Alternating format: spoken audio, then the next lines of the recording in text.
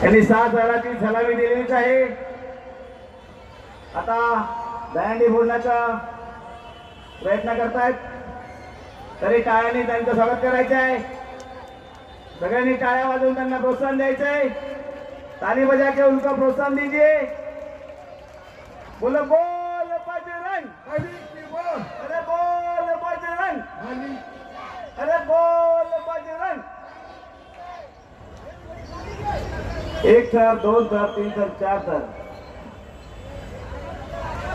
हा 5वा थर लागलेला आहे। सुंदर प्रयत्न।